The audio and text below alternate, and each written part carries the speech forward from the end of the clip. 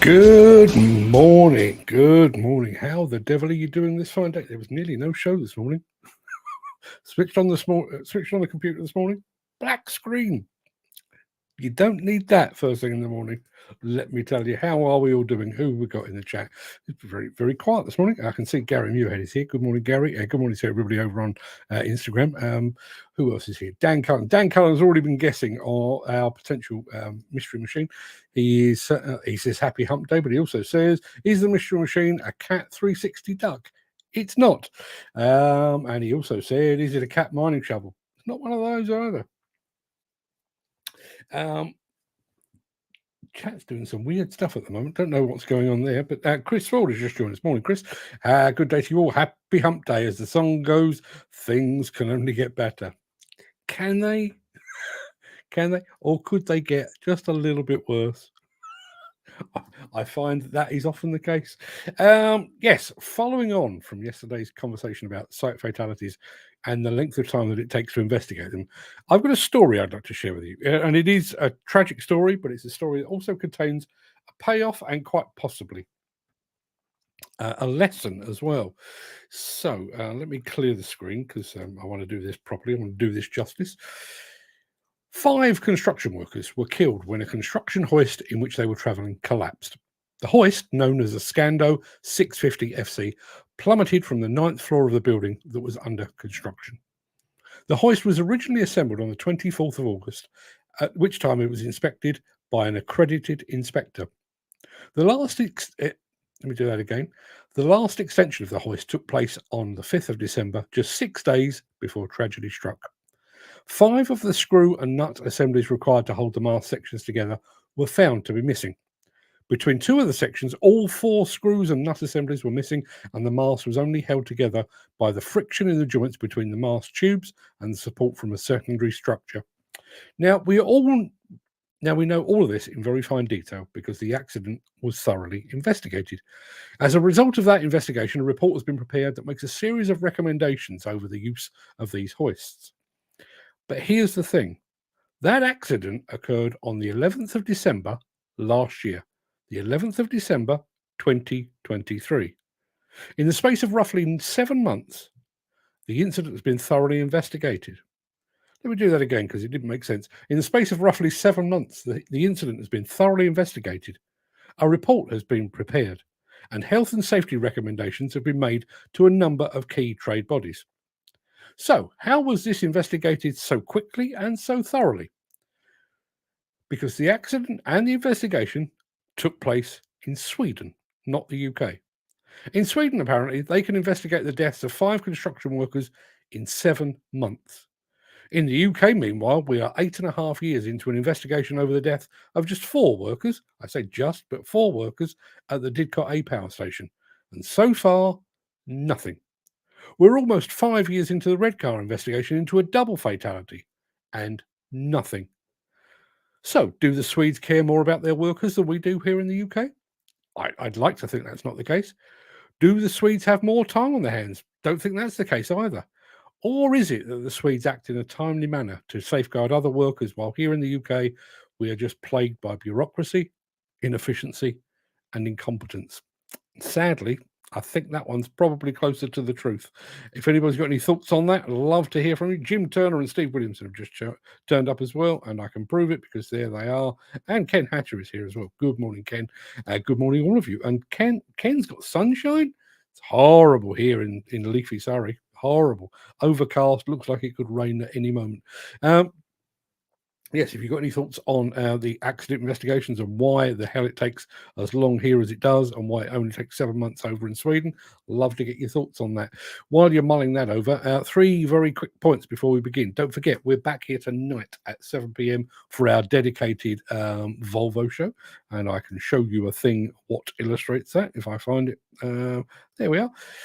I mean, the show won't look anything like that at all, but that's our dedicated show tonight. That's 7 p.m. And all things being equal, I want to get it done and dusted in about 30 or 40 minutes. Partly because our guests are an hour or 2 ahead of us, and I don't want to take up their entire evening. But also, there is a small matter of a football match tonight, which I know some of you were keen to get away for. So that's 7 p.m. tonight. Don't forget, also, we will be joined tomorrow on tomorrow's show by a special guest. That is author, journalist, digger enthusiast, a model collector, Mr. David Wiley, who will be joining us to talk about his brand new book. We will be doing that tomorrow on tomorrow's show. And just a very quick reminder, I've today published an article based on my conversation with Bobcat's VJ Nerva. I had a long sit down with VJ while I was over in the Czech Republic a few weeks ago. The article is called The Professor of Possible. I have to say, I'm really quite pleased with it. If you're in our WhatsApp group, you've probably already seen it, and I know some of you have actually commented on it already. But let me have a look. If I press the right button, you should be seeing a link to it. If you're not part of our WhatsApp group and you'd like to read the article, as I say, it's called The Professor of Possible. It's over in the chat right now. I'm going to go back to the chat. Who do we have here? We've already had more guesses on our mystery machine. Jim Turner is going for a Develondoza. It's not one of those. Steve says the Swedes are not afraid to spend money on what actually matters in the workplace. Yeah, and I do wonder if that is the case. I mean, I don't know quite what the funding situation is for the Swedish equivalent of the Health and Safety Executive, but my guess is they are rather better funded and probably more staffed than our beleaguered HSE. Alex Latham is here. Good morning, Alex. Good of you to join us. Steve Williamson is actually finishing work early to be home in time to watch the Volvo game. The Volvo game, not the football, the Volvo show tonight. Good stuff. This country is turning into a laughing stock. We used to be a leader in all construction and demolition around the world, but now it's just a joke. Oddly, I mean, I do think, because I do get to travel a bit, I do think that we are still looked upon for some degree of leadership, particularly in the field of demolition, I think. But yeah, I mean, I thought 18 months was quite impressive to investigate and prosecute and close an investigation into a double fatality at a power station in America. 18 months I thought was fantastic by comparison, but 7 months to pick through all of the evidence that they would have had from that hoist collapse, present their findings, present a report, recommendations and everything else. Surely that's how it's supposed to be done. Mick Norton is here as well, and we've had another guest on our mystery machine, which I haven't even shown you there. JCB 3CX Site Master Plus. No, it is definitely not one of those either. I'll come to that in just a moment because we do need to press on. So shall we start?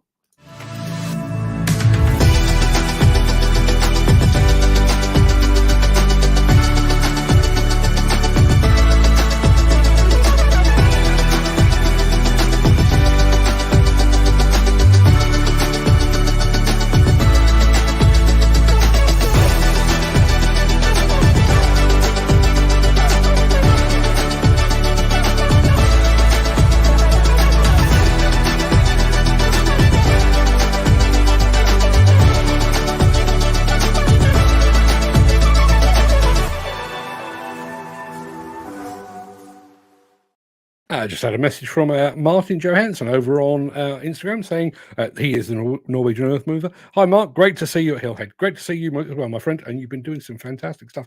You even appeared in our Hammerglass video. A guest starring, a bit of a cameo, but a starring role. Thank you very much indeed, Martin. Hope to see you again very, very soon. Yes, it is. What is it? It is Wednesday, the 10th of July. Welcome to the Breakfast Show. I am your host, Mark Anthony, the walrus of demolition. In today's show, we get a taste of Merlot mobility, how the CAT detect system is protecting equipment operators, Leica lends a hand with trenching, and Caterpillar eyes an electric future. For those of you that were here yesterday, I was supposed to be playing that yesterday. Didn't get around to it. Plus, Red Rhino unveils its biggest crusher yet at Hillhead. We've got an exclusive on that. But before we get to all of that, we do have the small matter of today's mystery machine to contend with. So let's take a look at that.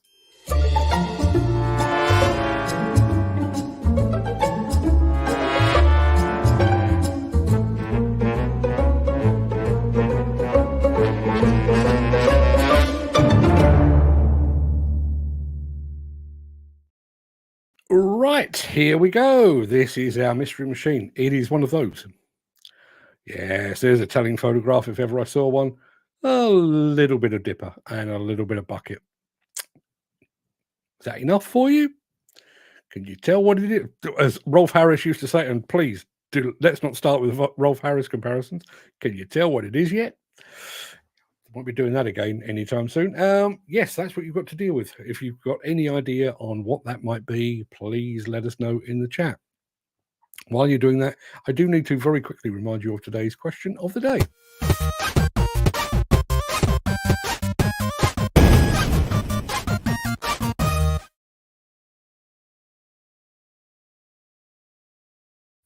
Yeah, I thought this was a corker, actually. Our question of the day today comes once again from the ever-inquisitive Mr. Gary Muirhead.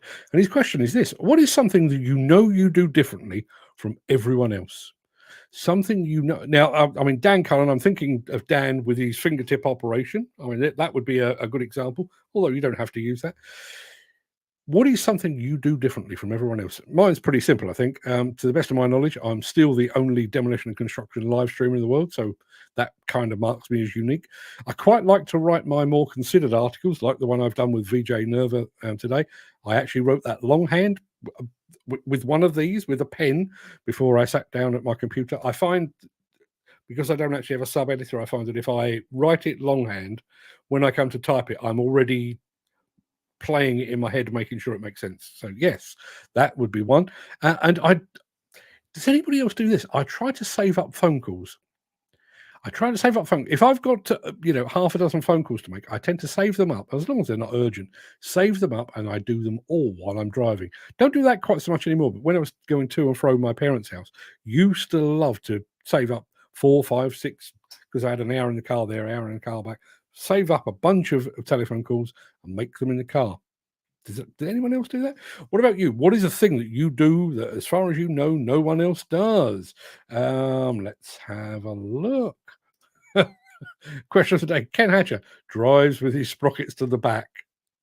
I think quite a few other people do that. Jim Turner, blimey, it feels like everything. I get that sometimes, I must admit. Let's have a look. Dan Cullen, use my head and think outside the box. You're not unique in that, I don't think. But there's Ken Hatcher. He's also a fingertip operator as well. Who knew? And our friend Mick is here as well. Good morning, Mick. Thank you very much indeed for being here. Mystery Machine, we've had some more guesses. We've got an O&K 130 from Dan the Man Cullen. It's not one of those. Is it a Hydramec? 13 tonner. It's not one of those. Is it an Atlas 160W, says Steve Williamson? It's not one of those either. Mystery Machine, the fog's clearing, Terex, O&K, RH120. I don't think the fog has cleared quite enough. Peter McHenry is going for a Carter CT10 Pro mini digger. I wish I knew what one of those was, but it's not one of those. So let me show you a smidgen more of the one you've got to work with today. There you are. I tell you what, that's not particularly generous. There you are. You've got a bit more there. That's you're 3 slides into, I think there's about 7. If you've got any clues on what that might be, I'd love to hear from you. Ken Hatcher going back to his fingertip operation. I think that's why I like the light servos, Hyundai and Doosan. Question of the day: leave my favourite thing from a meal until last. So if it rips on, I get the taste of that. Not sure what that means, but that idea of saving your favourite bit for the end. I listen. I've tried that, and I kind of see where you're coming from. Here's the thing, and I remember doing. I don't even know where I was, but I think we were like a carvery or something like that. Up comes the meal. Let me get rid of that for a second. Up comes the meal, and it's all looking very, very nice. But there was one roast potato that just stood out among its peers. And I was sat there thinking, "Oh, I'm saving that. That looks an absolute belter, that does." So I ate the meal, and there we are. One final spud left on the page. Stuck my fork into it, popped it in my mouth. Tasted like arse. Tasted like arse. Yes. Don't do that so much anymore. Here's a good one. My very good friend Stuart Drummond is celebrating 31 years service with Marubeni Komatsu as a sales manager. I think that's quite an achievement. I think it's quite an achievement. 31 years in the business, but 31 years with the same company is astonishing in this day and age, given the ability to jump ship at a moment's notice. So, Stuart Drummond, I tip my cap to you, sir. I tip my cap in your general direction. Mick says, question of the day, still get my same Griffin from when I started demo, bit like Trigger, had a few handles. Griffin, but the same head, if a little smaller, and it will get buried with me. Okay. Rifts means repeats. Did not know that. Separated by about 150 miles of motorway. He speaks a completely different language.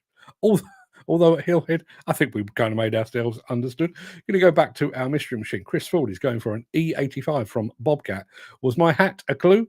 If so, it led you up a garden path. It's not a Bobcat at all. Is it a Dia 35G? It's not. Is it a Volvo EC55C? It is none of those things. Keep those guesses coming in, and I'll get back to that in just a moment, because we do need to crack on with the show.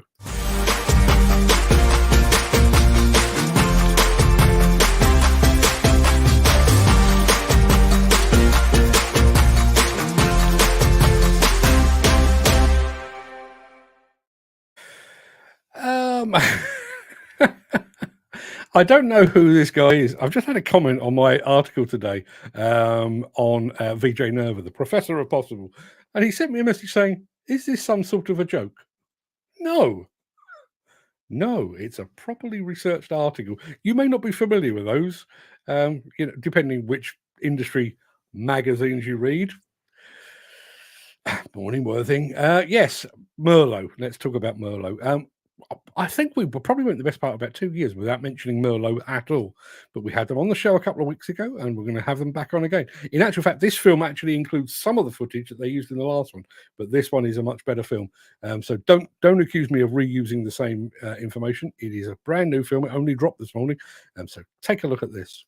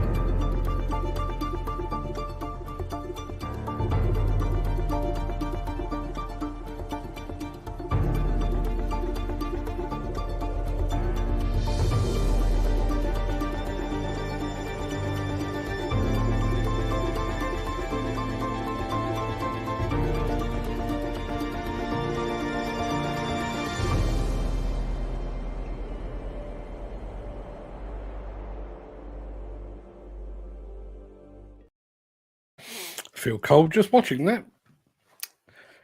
No colder than it is outside because it's chucking it down with rain where I'm sat. I'm going to go back. An earlier comment from Jim Turner actually makes more sense now. Question today was, what is a thing that you do that you believe is unique to you? He says he leaves his favourite thing from a meal until last. So if it rifts, which apparently is repeats, it all makes sense now. I get the taste of that. That makes a lot more sense because he does explain it a bit further on when I can find it. There we are. Rifts means repeats. He also says, I don't feel I have much of an accent. But to you, I probably do. Yes, you do. And our area does seem to have a lot of our own words. Yeah, I do. You say a thing. I'm trying to remember the context of it. Rather than yourself, you do your sen. And I know that's not unique to you. I've heard that elsewhere, but that stuck in my head when you did that when we were at Hillhead. And yes, well, listen, I'm sure that to all of you, I have an accent. Nothing I can do about it. But yes, Jim, you definitely do have an accent. Griffin apparently is, when I can find it. Where you gone? Griffin was a mattock, the best. Unlike Carlsberg, a Griffin mattock. That makes a lot more sense. You're going to be buried with your mattock. Do anyone remember the old Ray Milland film, Buried Alive, where a guy had a phobia of being buried alive and then was? Do you remember that? Do you remember that? Mattock would come in handy in that case, I would say. Let's have a look. Mystery Machine. Loads of guesses. Dia 35G. Nope. Volvo EC55. Nope. Kubota U56-5. Nope. Cabelco KX80. Nope. Volvo ECR25D. Nope. Hyundai 35Z. No, it's not. A Jingong 3-tonner, which I'm sure comes with a side of boiled rice. It's not one of those. JCB 16C1 Mini. No, it's not one of those. Is it a Yanmar SV19 VT? It's not one of those either. Come back to that in a second. Chris Ford says these rotos are a smart bit of kit. Totally agree. Merlot was the best-in-class lifting machine we used for lifting 3.5-ton cable drums when I worked for SSE, says Gary Muirhead. Ken Hatcher, however, says not sure about that cable lying around the site. 110 volts, he questions. Good question. Going back to our question of the day, let me just quickly remove that. I'll come back to that in a second. Question of the day: what is a thing that you do that nobody else does? Gary Muirhead. Before going on holiday, I go around the house double checking I've turned everything off. Not once, not twice, but 3 times.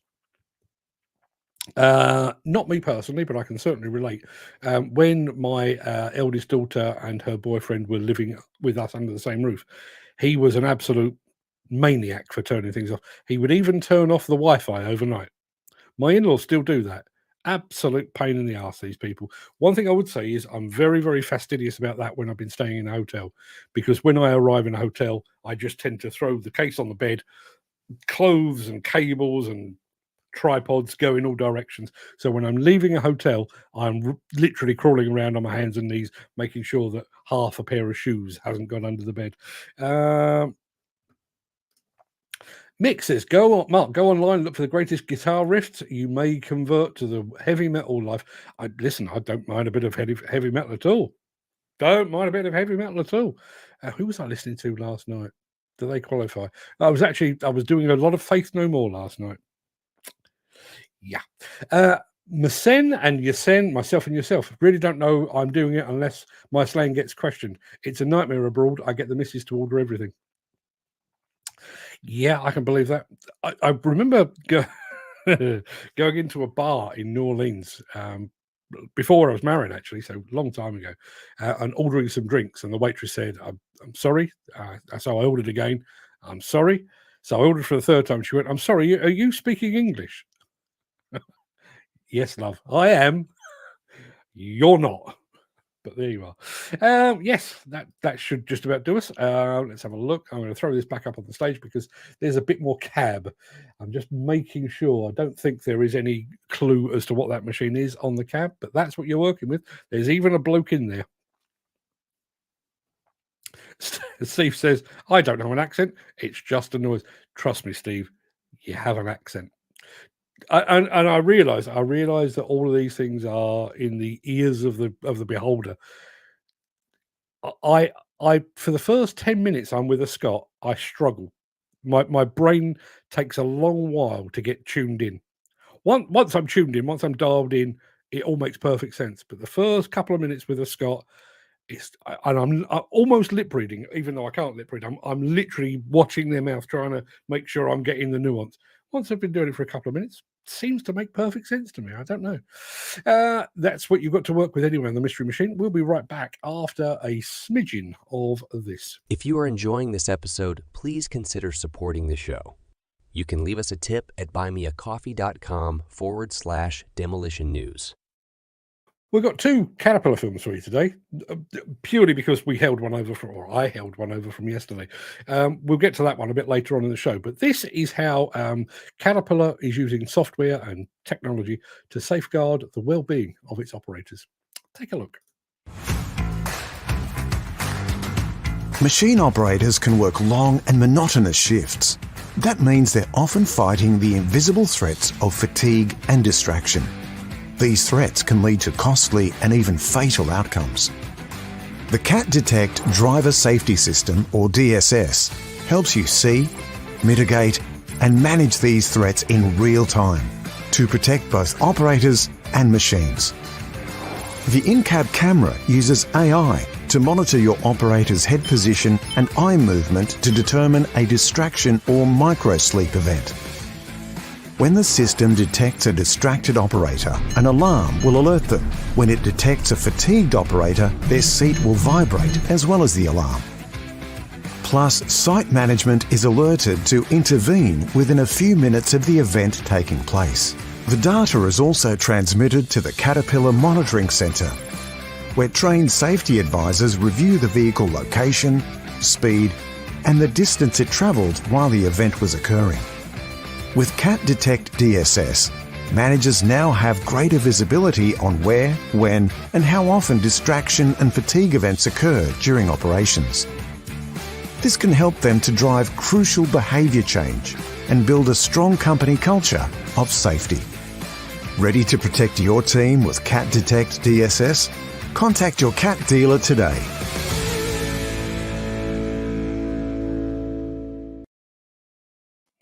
Sorry, I was just having a micro-sleep.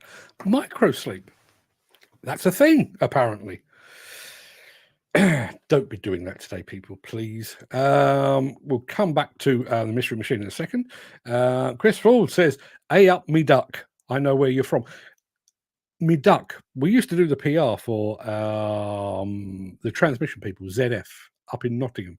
There was a few people, blokes, that referred to me as me duck. First time, I thought, did I mishear that? That's a weird thing to say. Apparently, no. Apparently, up that way, that's not at all unusual. Mick says, "The little mob I drink with are English, Irish, Scots, and Welsh. All over 70. When we get going, none of us know what each other is saying, but a great spectacle for the tourists who pop in the ferry from time to time." I bet it is. I'm going to try and do this in the nicest possible way. The worst one is couldn't, because it comes out as that. But like couldn't do it probably sounds to the rest of the country as can't do it. And cows comes out of my mouth as cars, which has led to confusion in the past. Yes, go and milk the cars. I can see where that confusion might arise. Mystery Machine apparently has you all stumped so far today. Could I be joining the messrs Dan Cullen and Steve Williamson and Garvin at the top of the league table? Who the hell knows? But I tell you what, this is what we're looking at. And we've had Dan Cullen is going for he said Telex, but I'm sure he means Terex. TC48 is not one of those. And he's also gone for an HR 2.0 from Terex. Not one of those either. Gary Muirhead going for a Hitachi ZX22. Nope. I'd best show you a smidge more, I guess. Not entirely sure that's helpful, but that's what you're working with. I'm going to take it away. Let me just see how many more slides you've got to work with. There's another 2 that I can show you in the fullness of time, but so far you're a long way off, people. Not even got the right manufacturer. So keep those guesses coming, and I'll be back in a moment.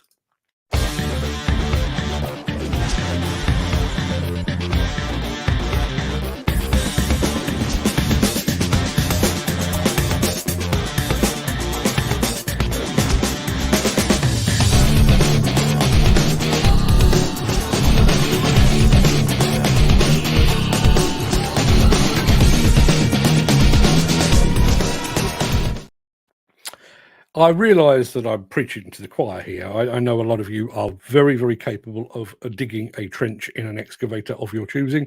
I realise that. There are others maybe can't do that. And maybe some people just need a helping hand. In which case, there's this.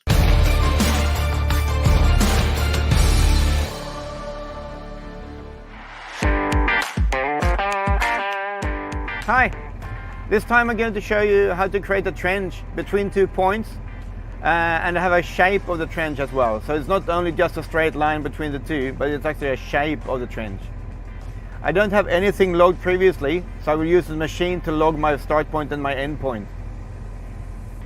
So what I do is from my run screen, I go to my home screen, I select create model. And even though this is a trench, I will still have to use my road model feature. So I select road model, go to the next page, and it will ask for points. And I go to my next page, and here I can log points for my trench. So now I just start to move my machine to log these 2 points.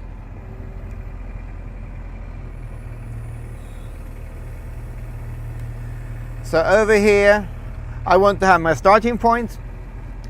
So I log that, and I can edit the value because I want to be 1 meter below this. So I go for 24, like that, and I press accept. And then I move to my endpoint, and I could have slew the machine.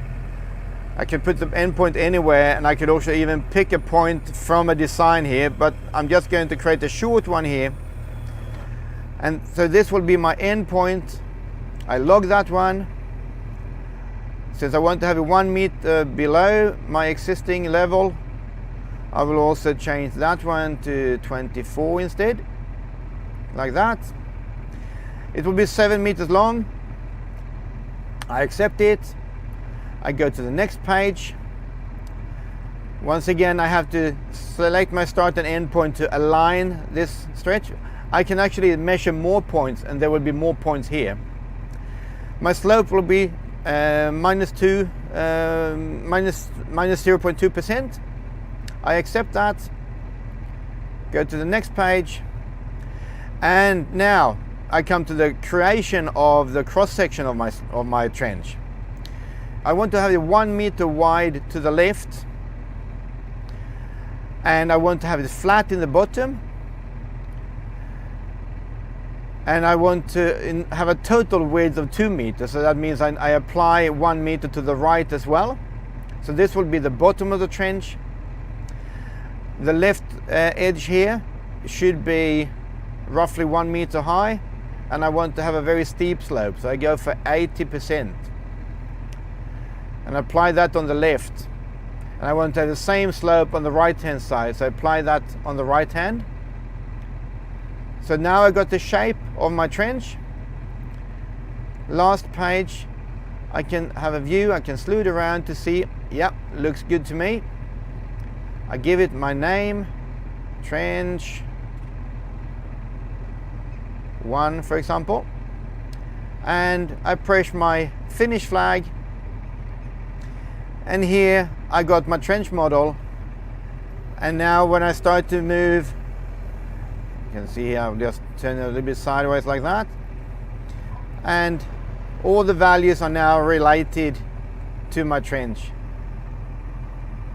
So now I can dig a trench, and of course I can apply an offset to it if I want that, both sideways and height-wise. That's how to create a trench on the fly in MC1.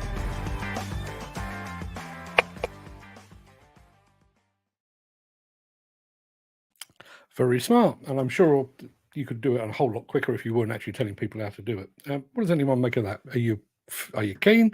Let's have a look. Going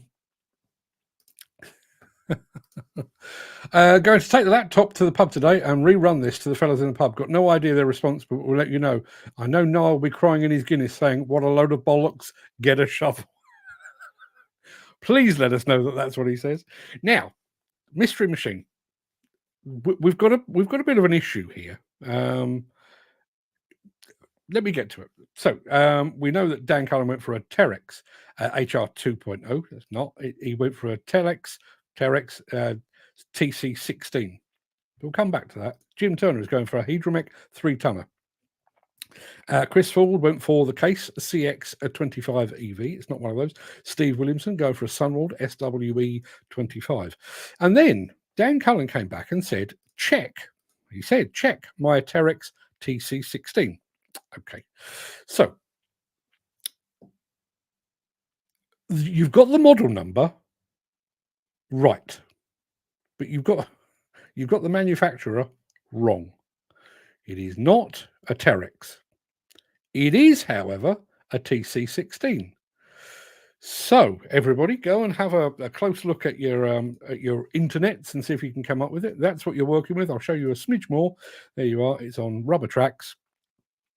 We know it's a TC16, but it is most definitely not a Terex. I'm not entirely sure what the history of all of this was, but it is not. When I show it to you, there's a name written on the side, and that name is not Terex.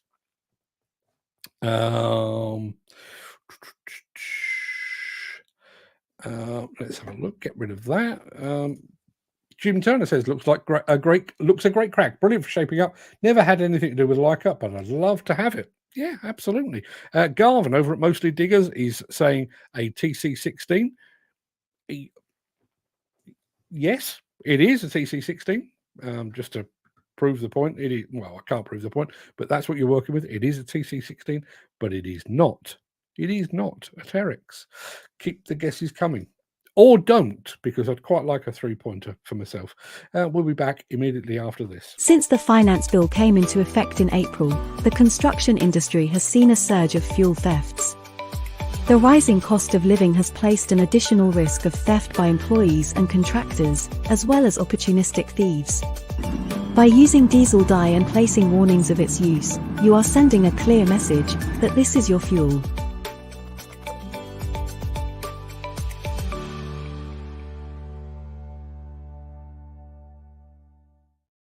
Okay, Mystery Machine is over and done with.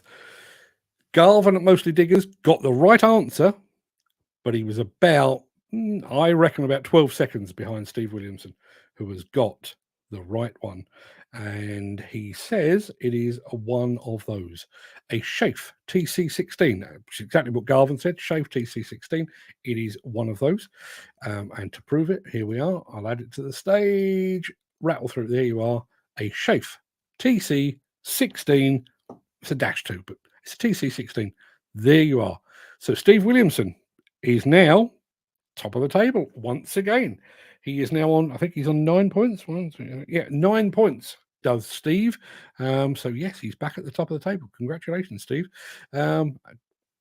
Everybody else, you'll have to try again tomorrow. I'll have to come up with something maybe even harder still tomorrow.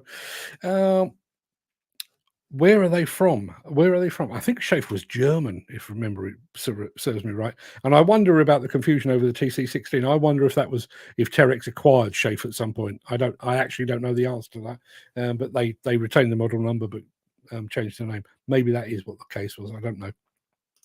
If anybody can remember that far back, I'd love to hear from you. We were going to play a film yesterday about caterpillars delving into the electric side of things. Didn't get round to it. We'll do it in a second. Since the finance bill came into effect in April, the construction industry has seen a surge of fuel thefts. The rising cost of living has placed an additional risk of theft by employees and contractors, as well as opportunistic thieves. By using diesel dye and placing warnings of its use, you are sending a clear message that this is your fuel.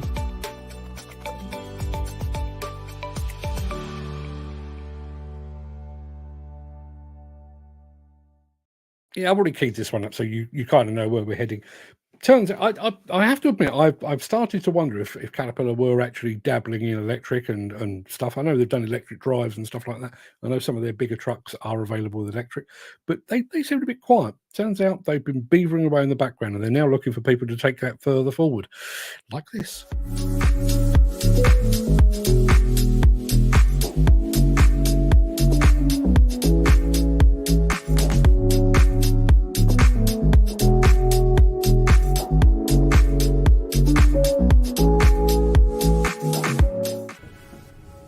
What makes you proud of the work we're doing here at Caterpillar within the energy transition space? And we've had sustainability as a value for a really long time, so it's not new to us. But if you look at an electrified world and all the challenges that are going to come with that, it was time to put a division and stand one up to really work on it, and that's what Rod and his team are focused on. It's super exciting time, really, to be part of CAT. What does sustainability mean to Caterpillar employees?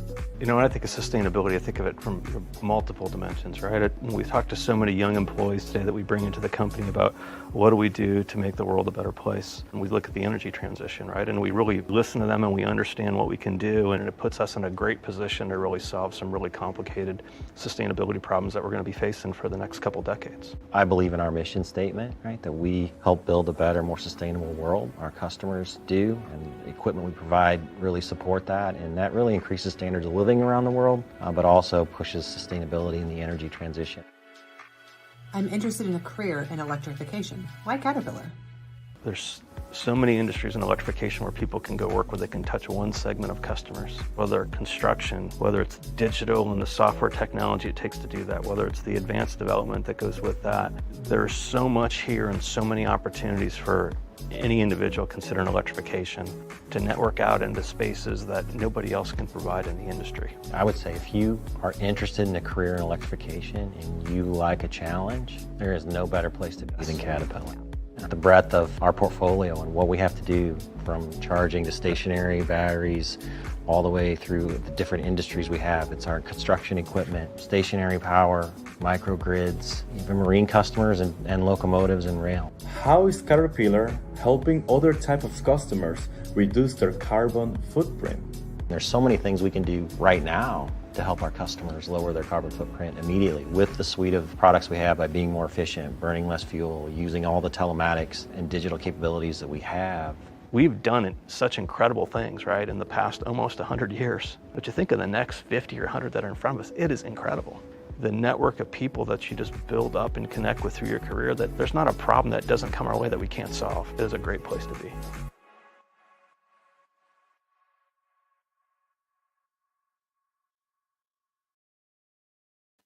Steve Williamson has responded to that with CAT, biggest in the world, electric but no hydrogen. Oh, trust me, there is hydrogen. They are actually working with a couple of, I think, Australian mining companies to develop hydrogen-fueled mining trucks. So Caterpillar most definitely has its toe in the hydrogen water. Quite how far along the line they are, I don't actually know. The mystery machine is becoming quite heated. So we know that Dan Cullen came up with the TC16, which led Steve Williamson to come up with the correct answer, which was the Schaef TC16. First of all, where is it? Dan Cullen says, thanks to me. He also says, I pointed him in the right direction, so it should be 0.5 points each. He is laughing when he says that. What I will tell you is, it's not 0.5 points. I'm doing this football style. If you get the correct answer, you get 3 points. But we're not splitting points. The correct answer was Schaef TC16. That's what we've got, and that's where we ended up with. Incidentally, and I'm going to come back to Mick in just a moment, did you notice that Caterpillar were also talking microgrids?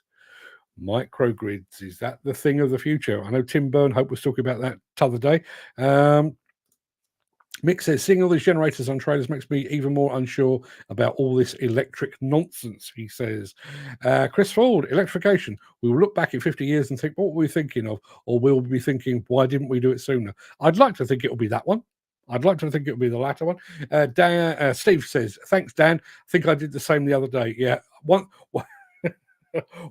once I actually reveal a bit of a clue, it's just a race to the line, isn't it? I bet everyone went TC16, but someone had faster Google. Maybe they did. Steve says, I'll split the big winnings, Dan. It's going to be quite hard to split because I've already got the prize standing by. You kind of don't want to split this, just to be clear. I'll tell you more about it a bit later in the month. Garvin over at Mostly Digger says, I noticed one equipment dealer here looking for auto-electric mechanics. Might be easier to convert some of those to plant than getting some plant fitters to get up to speed on electric and tech. Yeah, I wonder where we're actually going to get that from. I wonder. We should get a T-shirt. I won the Mystery Machine on the Breakfast Show. Now, there's a thought. Maybe at some point in the future we could do that. It's been quite a while since we actually came out with some new merch. Maybe that could be the one. Maybe we shall see. We've got one more film to show you, which is from Hillhead. Still talking about Hillhead several weeks later. Be back after this.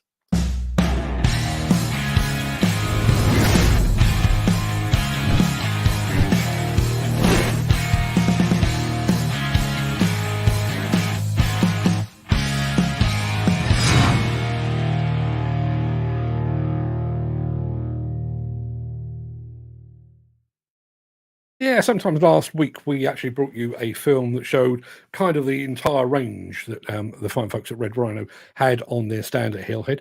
But the real focus was, without question, their new 8000 model. Biggest crusher that they make, and it also puts them in a completely new market sector. So take a look. I'm Leslie Perrin, Sales Manager at Red Rhino Crushers.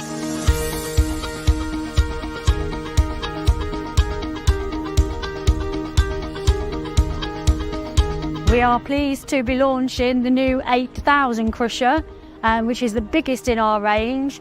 We felt there was a market for this crusher.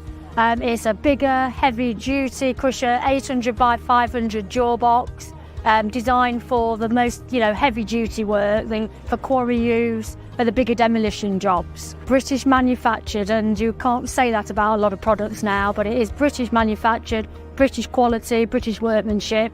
Hence why we sell a lot of machines, but also the overseas export market. There's a huge demand for our quality products. So our biggest in the range so far was the 7000, which weighed sort of 12 ton in weight. This is 18 ton in weight, but it's sort of at least double the output. We've introduced this because we've had a demand from our UK customers, but also from our overseas customers. The bigger jobs, the people that have quarries, the people that have harder material, because our 7000 and the rest of the range is for medium to soft material, stone, but this is designed to work all day long for those bigger jobs. So hopefully they'll be on sale January 2025 onwards. Red Rhino, we've been manufacturing in the UK since 2009, and just due to demands for export as well, there is a market for them. We've also got two more new models hopefully next year as well.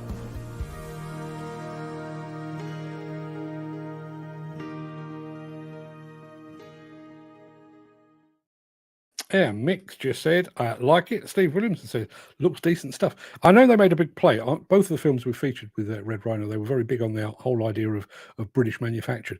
But when you look at it, it's some tough gear. Proper tough gear. Jim Turner says, not that I'm going to win, but if we end up with T-shirts, can the print be on the back as T-shirts with designs on the front? Make me feel self-conscious when folk group? Or is that folk gulp? Gulp, possibly, yeah. GAWP, I think that is. I'm not absolutely sure, but I think it's GAWP. Yes, well, we'll see what it is. I'll tell you now. I mean, I'll make no secret of the fact. The first prize that we're going to give away actually is a backpack, but it's a very specific kind of backpack. Dan Cullen says, you played this one? No, we haven't. No, we haven't. We featured Red Rhino a couple of days ago. Now, what do you think? Lauren, I think, did the first one, and she was talking about the general layout of the stand there. But Leslie, that's the first time that's been played because it was only approved yesterday, so that's the first time that's had an outing. I know these things, particularly after a show, I do think you kind of feel like they all run together a little bit, but I can promise you that is definitely the first time it's been displayed. Gary Muirhead says, any word from Tiger Bite yet? No, is the easy answer. I have reached out, I've sent them a message, and I've heard nothing. Nothing at all. Make of that what you will. What have we got here? Dan Cullen says a shirt or a hoodie with Breakfast Show and a few machines. That would be cool. We'll see what we can do. That's a lot of crusher for 18 tons. Yeah, it is. Yeah, it certainly is. As I say, it does put them in a completely different market. When you think about the 4000 series that Red Rhino started with, whatever it was, 25 years ago, it's very, very compact, to get into sites where you couldn't get a big crusher, just literally traveling from site to site doing small scale crushing work. But they're now knocking on the door of the quarry business. Interesting times. Something's just popped up on LinkedIn. What is that? Is that got anything to do with the show? No, it's not. So I shall crack on. That pretty much wraps up the show for today, because, well, I'm going to get prepped for this evening's show. I will be changing my hat. Would be a little bit rude to do a dedicated Volvo show wearing a Bobcat hat. I realize they don't cross over too much, but you have to do what you've got to do.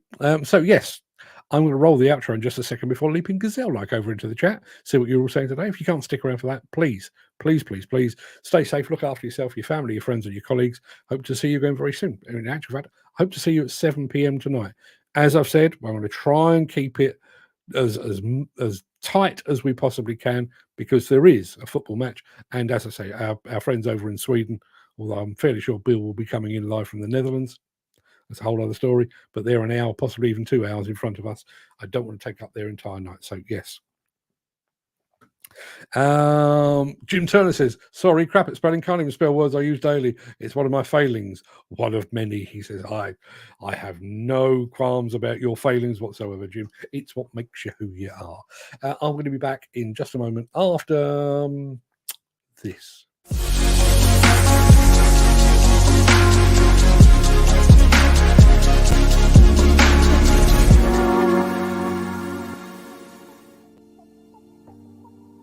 You should just about be able to hear Monkey Trap in the background. Haven't played this in ages. Just occurred to me this morning. I'm going to go back to the beginning. I think, to be honest, I think we've probably covered everything. I think I covered it while I was going along, but let's have a look. Lots of good mornings. Yeah, this. If you were a late arrival, and I don't think too many of you were, but if you were a late arrival, I started the show by talking about an accident investigation that had lasted for just 7 months. There was 5 people were killed in a hoist collapse over in Sweden in December. I think it was the 11th of December last year, 2023. Yeah, 11th of December, 2023. And the whole thing has been thoroughly investigated, reports prepared, recommendations prepared as well. So what are we playing at here in the UK? 8.5 years on Didcot, no word. Almost 5 years on Redcar, no word. And yet the Swedes apparently can turn that around in 7 months. Now, having recently been to Sweden, in fact, having recently been to Scandinavia as a whole, they do seem to do things better, generally. But 7 months compared to 8.5 years, why is that? Is it, as somebody has suggested, or Steve Williams has suggested, they are willing to spend the money on what actually matters? Are the Swedish equivalent of the HSE better policed and monitored? Do they have to hit deadlines, whereas we apparently don't? I'd like to get your take on that. There's Alex Latham. Steve is finishing early to make sure he's home in time for the Volvo show. Get your questions ready. Hoping you're going to be joining in on that. This country is turning into a laughingstock. We used to be a leader in all construction and demolition around the world, but now it's just a joke. Yeah, unfortunately, I'm inclined to agree with that, and particularly when you hear about some of our people going to the States or Australia or whatever it might be, and talking about health and safety and training and all these things, and I'm looking at it thinking, are we really in a position to preach to the rest of the world? I'm not sure we are. There is my new column for today. It's called The Professor of Possible. I don't know why it's put a dot in it, but it is Professor of Possible. It's Vijay Nerva from Bobcat, talking about all things AI and futuristic. one of those. I had the good fortune of having a bit of spare time, so we just literally sat down on a sofa, aimed a camera at him, and a microphone as well, and we just sat there and had a chat for about half an hour. And I've picked the bones out of it, and I've done it as an article. I will be sitting down when I get a few minutes. I will actually sit down and do the audio version. Won't work in video because there was lots of people milling about and walking in front of the camera and stuff. So I'm going to do it purely as an audio.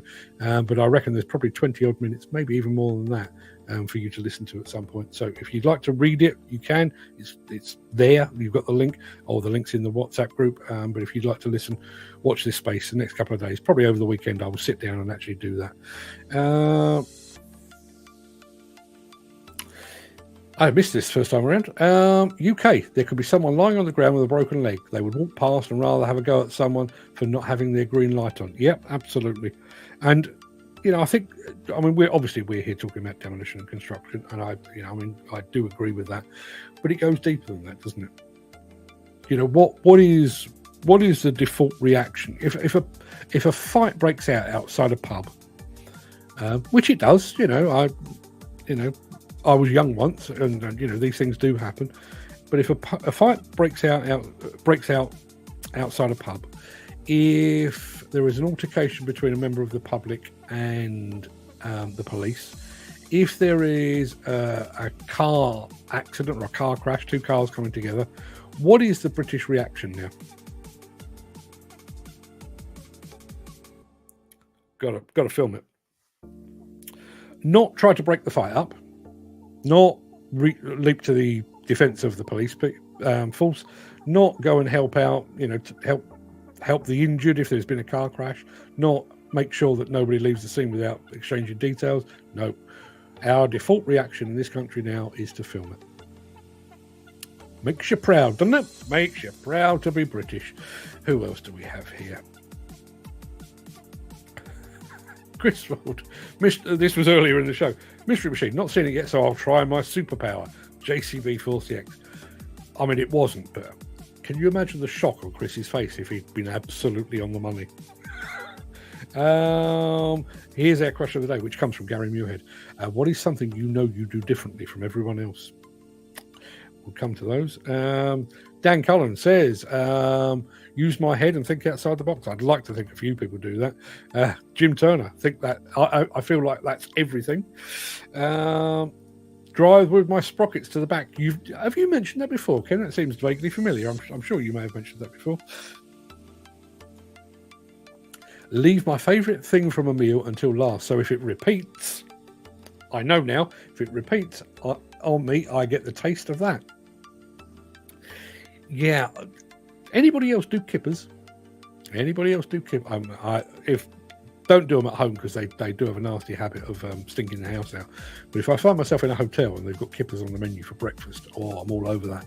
And then spend the rest of the day regretting it because every single belch and hiccup comes with a waft of kipper. Which kippers going in, great. Kippers coming back out again, not so good.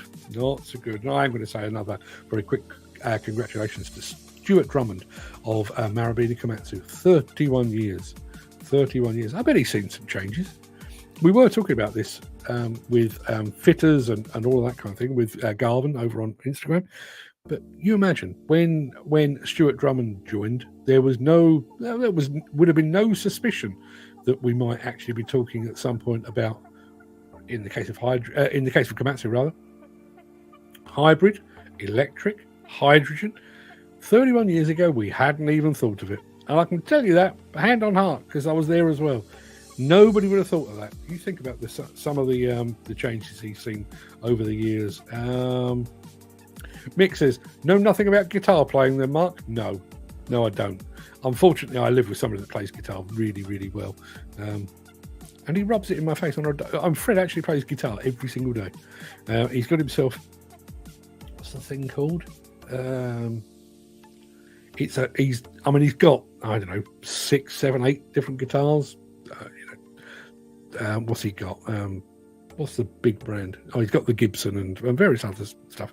But he's got this new guitar, which is made of white carbon fiber, and it's even got like a almost like one of those built into it.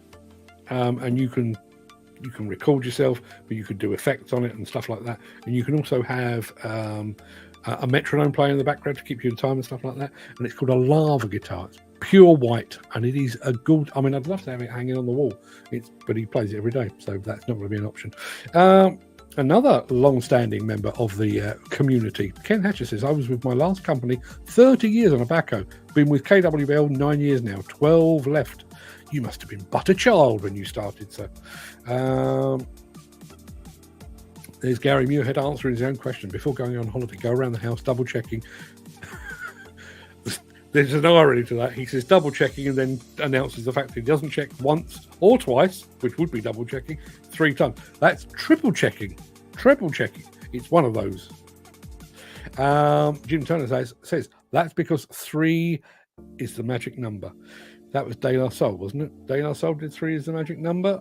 And 5 seems to be my lucky number, says Chris Ford, unlike Lena Lovitch, whose lucky number was 1. Does anyone remember Lena Lovitch?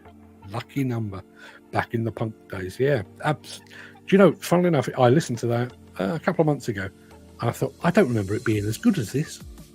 Cracking tune. Absolutely cracking tune.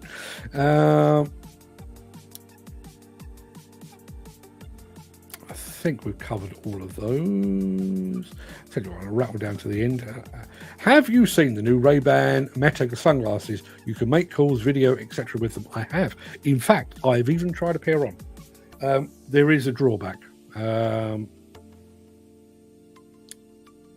drawback, basically, I mean, there was a bit of me that thought, now, wouldn't that be handy? You know, walking around an exhibition, rather than having to carry a camera, you could just press the button, you know, or do voice command or whatever and say, just film this stuff. Doesn't work like that. I think the maximum capacity for the recording is about 30 seconds. This show would be very, very short if I used that.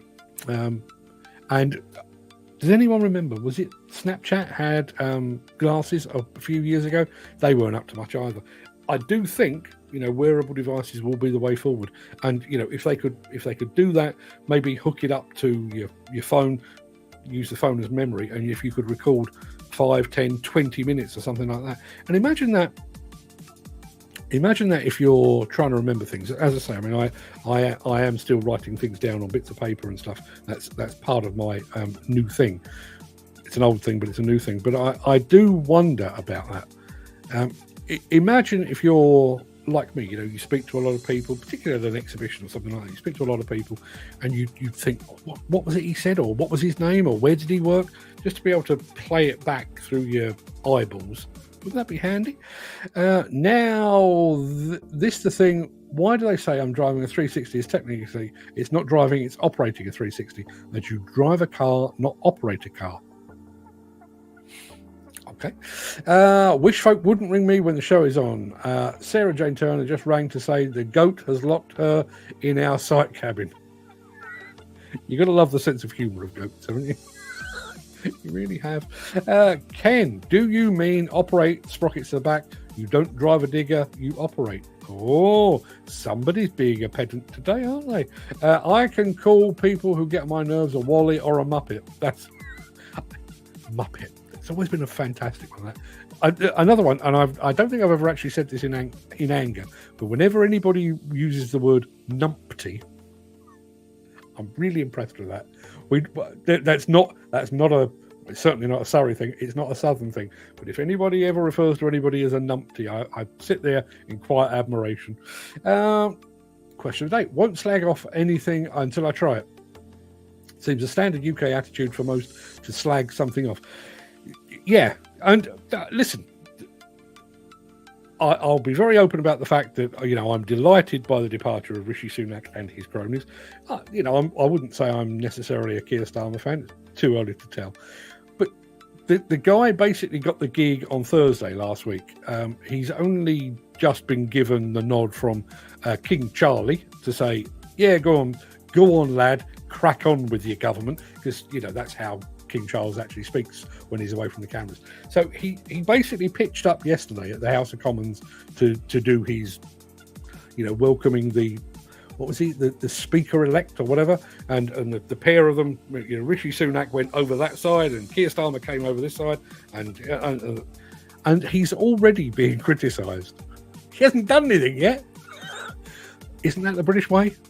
Isn't that the British way? Oh, yes. Yes. Look at him. Look at him with his 1 day in office and having achieved fuck all. My father-in-law, who sits slightly to the right of Adolf Hitler, said to me yesterday, I picked him up from his one of his weekly appointments for dialysis. See, the first boat came in, and it was just, apropos of nothing, and I just went, the first boat? Yes, yeah, the first boat full of migrants came in yesterday because of the Labour government. And I tried. I said, you are aware that Rishi Sunak allowed more boats to come in than we've ever had before, right? Yes. But this one had been waiting in Calais to find out the results of the election. And once they knew it was a Labour government, over they came. Do you really think that's how it works? Mick says, no time for Starmer didn't help the postmasters when he was running CPS. True enough. Jim Turner, it must be like the good life at your property. Tom and Barbara Turner. Oh, do you remember Barbara? No, hang on a minute. Who was Barbara? Was Barbara Felicity Kendall? Or was Barbara next door? That was Tom and Barbara Good, wasn't it? Yeah? It's just a long way of me saying Felicity Kendall. Oh. I've mentioned Diane Abbott. Yeah, do you know that was one of the things that surprised me yesterday? I only caught a little bit of it on the goggle box. But yeah, Diane Abbott, mother of the house. I genuinely thought Diane Abbott had kind of been ushered to the very periphery of British politics. No, mother of the house. I don't know what that involves. I don't know if there's any sort of nursing involved or anything like that. But yes, Diane Abbott. That's going to be a divisive character, and no mistake. Mick says, great show. Where? What are you watching? Surely can't be this old nonsense. Everybody, yeah, that'll do us. 7 p.m. tonight with my good friends from Volvo. Looking forward to this one. And just to let you know, just a very quick heads up, I do need to drop a line over to Matthew Sheridan at Leap-Air, because we are planning to do a dedicated Leap-Air show at some point in the near future. But I'd sent a message, and this is my stupid fault rather than anybody else's. I'd sent a message suggesting that we do something similar. We've done Caterpillar, we're doing Volvo tonight, we will be doing Leap-Air at some point, but I dropped a line over to the folks at Komatsu and said, we should do a dedicated Komatsu show. Sent it to the wrong email address. That's my fault. That's on me. So, yes, there we are. So, Komatsu came back after I realised the error of my ways, and they are going to be calling me at some point this week. I don't know when we're going to do it. Trying to avoid, obviously, August, because, frankly, everybody would be on holiday. But yes, that would be... We could end up doing... Obviously, we're going to skip XCMG because of the very serious language barrier, but we could have done Caterpillar, Volvo, Leap-Air and Komatsu in the next couple of months. Some of the biggest names in the industry. Right here. Jim Turner says she was more like Margot. Snob. Margot was fitter than Barbara. But I wouldn't kick Barbara out of bed for farting. Hang on a minute. Now, let's be absolutely clear here. Margot was fitter than Barbara. Jim, you and I see eye to eye in so many ways, but not that. Not that. Try to get Hoodig. I'm more than happy to try. The only problem with Hoodig, and it's my problem, not theirs. It would be trite of me to say that they're a one-trick pony, but the thing with Volvo, Tonight Show, Volvo, well, Caterpillars, you've seen the Caterpillar show. So there's multiple high-reach excavators, ultra-high, straight boom, whole bunch of attachments, whole bunch of quick couplers and all the stuff that goes with it. Volvo, Tonight Show is going to include excavators, rigid trucks, ADTs, electric machines, hydrogen machines, all of that. Komatsu, exactly the same as the Caterpillar thing. Lots and lots of high-reach machines, lots of excavators, lots of tech, lots of attachments. Fantastic. Liebherr, exactly the same. Hudig, I'd be more than happy to do. I'd be more than happy to do a show with them. I just can't see it lasting much more than, I don't know, 10, 15 minutes. Where is the con? See you later, go guys. Must go. Have a great day. Well, have a great day. I don't know what the first bit means, but yes, indeed. Now, is that Mick agreeing with Jim about Barbara and Margot, or is he disagreeing? I don't know. Maybe we'll pick that up at another point. Maybe we'll do the dedicated Good Life show. Steve, I suppose for one moment you remember the Good Life. You need to go back and check it. It's very good. Is there one big brand you've not interviewed yet that you would love to? No, probably not. Probably not. I mean, we've done. I mean, I wish I could sit down with somebody at XCMG. I mean, there's a guy called Tom Schwind over in America who is absolutely fantastic, and I sat down with him quite a bit when I was at Con Expo. I'd love to do more with XCMG, but because of the language barrier and the time difference and everything else, that even when we've worked with them, it's very, very problematic. It's not an easy fix. So that would be one of them. The organisers of Bauma, that would be interesting. That would be interesting. Yeah, absolutely. More than happy to suggest it to them. What about getting the NFTC on the show? Now that would be fun. You just know they'd want questions in advance. They'd only stick to company line. And unfortunately, what would be the point? What would be the point? And really, what would they bring to the table? I mean, when you think about Caterpillar and Liebherr and Komatsu and Volvo this evening and Bobcat and all these people, all of them are, here's what we're working towards in the future. Here's what you need to be prepared for, and all of those sort of things. The NFTC. Oh yes, we were formed in 1941, and rumour has it that it was at the behest of Winston Churchill himself. Yeah.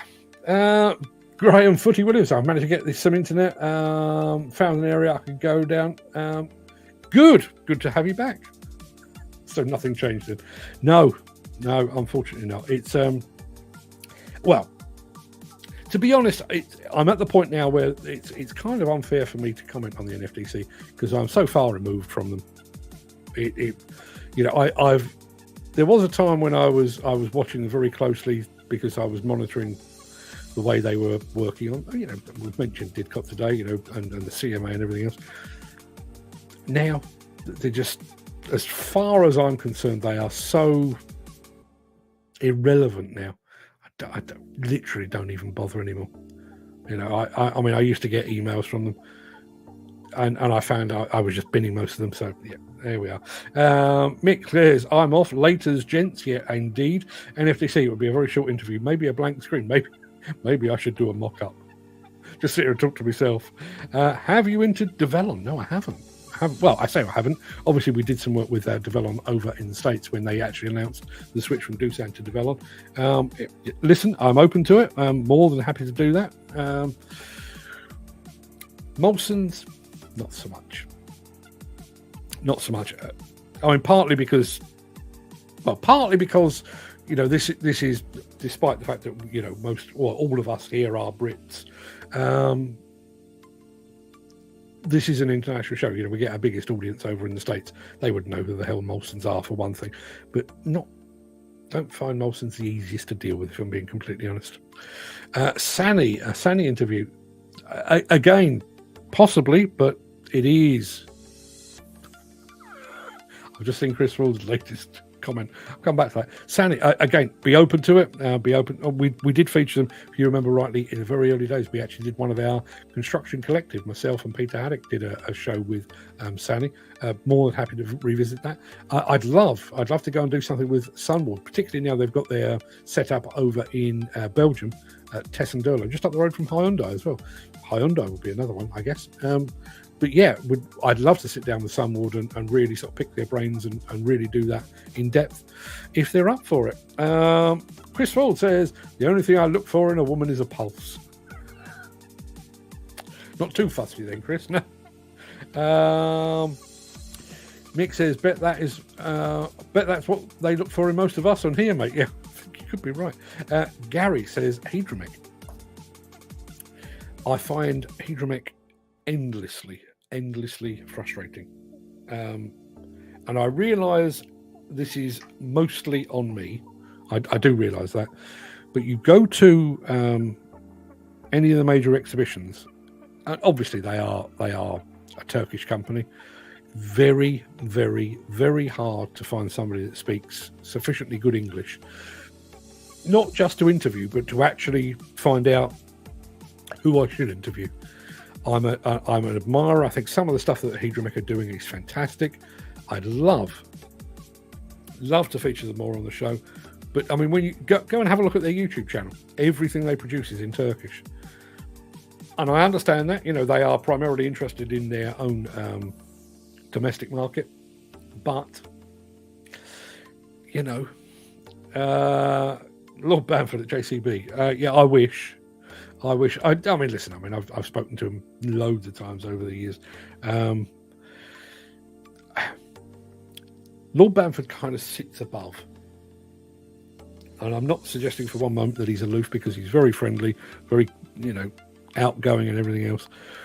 But my guess is, bearing in mind all of his, obviously he was in the House of Lords and everything else, I reckon that would be quite a formal interview.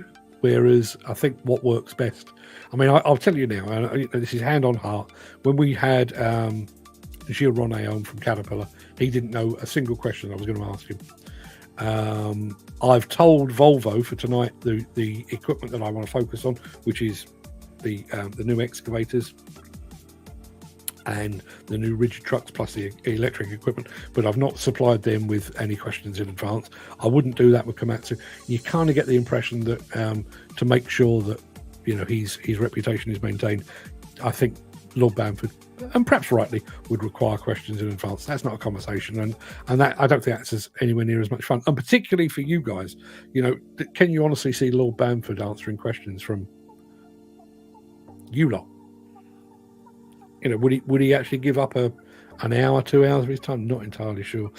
Dan says, I'm going to Sani soon, so that'd be good if you came along. Let me know when you're going. I'll see if I can make it. Fussy doesn't come into it. Luck might come to mind. I never get any of that unless it's bad luck. I know the feeling. What about getting someone from the card scheme, CITB, CSCS, etc.? Give us a chance to rip them to pieces. The problem is, because I rip them to pieces on a fairly regular basis, I think if I drop them an email, they'd go, you've got to be having a laugh. There's no way we're sharing airtime with you bugger. Listen, I'll give it a try. I'm more than happy to give it a try, but I don't think that would be very successful, to be honest. But hey, listen, keep the ideas coming.